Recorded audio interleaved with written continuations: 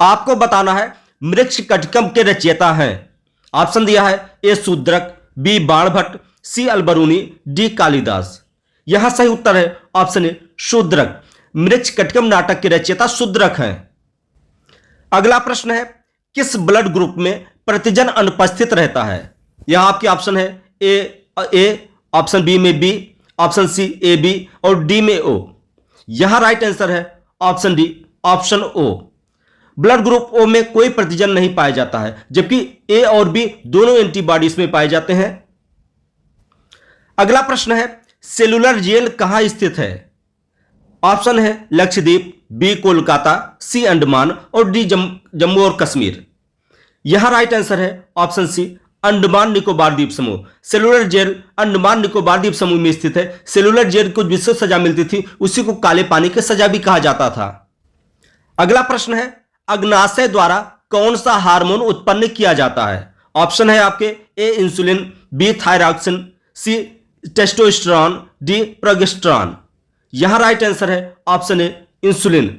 अग्नाशय के द्वारा इंसुलिन नामक हार्मोन उत्पन्न किया जाता है और इसी इंसुलिन हार्मोन की कमी से किसी व्यक्ति को मधुमेह या डायबिटीज नामक रोग होता है। अगला प्रश्न है राजतरंगिणी की रचना किसने की? ऑप्शन है ए चाणक्य, बी कल्हड़, सी विल्हड़, डी वेदव्यास। यहां आपका राइट आंसर है ऑप्शन बी कल्हड़।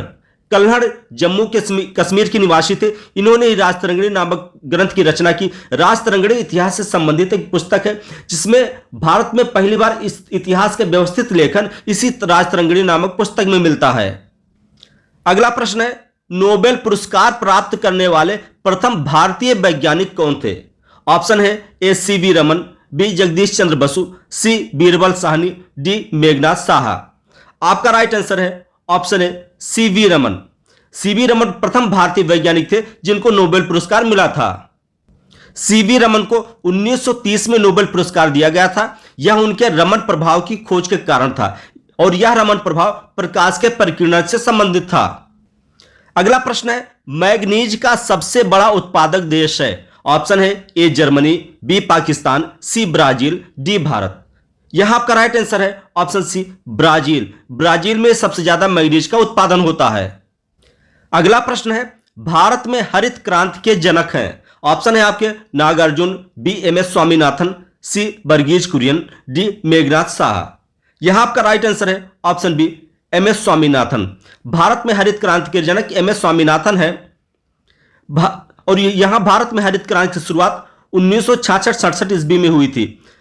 अभी 28 सितंबर 2023 को एम एस स्वामीनाथन की मृत्यु हो गई थी।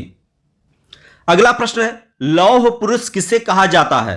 ऑप्शन है सरदार पटेल, बी महात्मा गांधी, सी चंद्रशेखर आजाद, डी सुभाष चंद्र बोस। आपका राइट आंसर है ऑप्शन ए सरदार पटेल। सरदार वल्लभ भाई पटेल को लौह पुरुष कहा जाता है।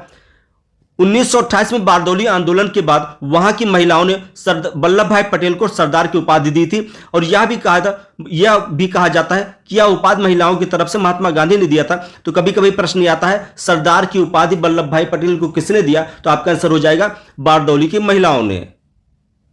अगला प्रश्न है यूकैरियोटिक कोशिका में प्लाज्मा झिल्ली किससे बनी होती है? यहां आपके आंसर है option A phospholipid, B protein, C phospholipoprotein और डी फास्फोप्रोटीन।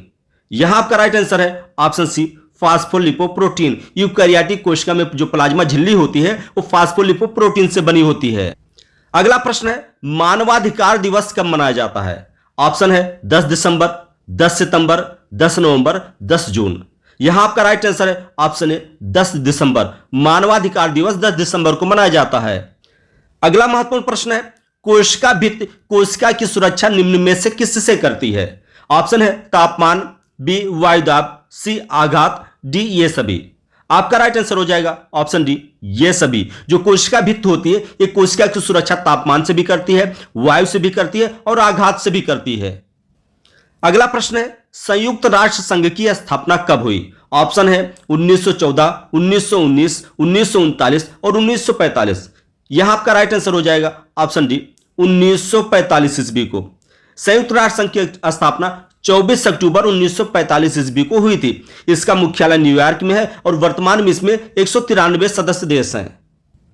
अगला प्रश्न है, सूचना का अधिकार या आरटीआई अधिनियम कब पारित किया गया? ऑप्शन ए अक्टूबर 2006, बी नवंबर 2006, सी अक्टूबर 2005 और डी नवंबर 2005।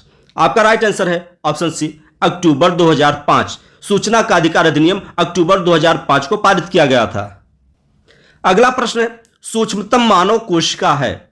ऑप्शन ए तंत्रिका कोशिका, बी डब्ल्यूबीसी, सी अंड कोशिका, डी आरबीसी। यहां जितने भी ऑप्शन दिए हैं आपका राइट आंसर हो जाएगा ऑप्शन डी आरबीसी यानी रेड ब्लड सेल। यह सबसे सूक्ष्मतम कोशिका है। एफिल टावर किस शहर में अवस्थित है? Option A Paris, B New York, C London या डी दिल्ली। सही उत्तर है ऑप्शन ए पेरिस। फ्रांस की शान एफिल टावर पेरिस में स्थित है। अगला प्रश्न है, सबसे लंबी जंतु कोशिका है? ऑप्शन ए तंत्रिका कोशिका, बी डब्ल्यूबीसी, सी आरबीसी, डी उपरोक्त में से कोई नहीं। यहां आपका राइट आंसर हो जाएगा ऑप्शन ए तंत्रिका कोशिका। मनुष्य में या किसी जंतु में सबसे लंबी कोशिका तंत्रिका कोशिका को माना जाता है। अगला प्रश्न है, पेलाग्रा रोग किस विटामिन की कमी से होता है? Option A vitamin A, B vitamin B, option C vitamin C, option D vitamin D. यहां आपका राइट आंसर हो जाएगा option B vitamin B. Pellagra रोग विटामिन बी की कमी से होता है और विटामिन बी में भी जो विटामिन B3 होता है उसी से पेलाग्रा रोग होता है।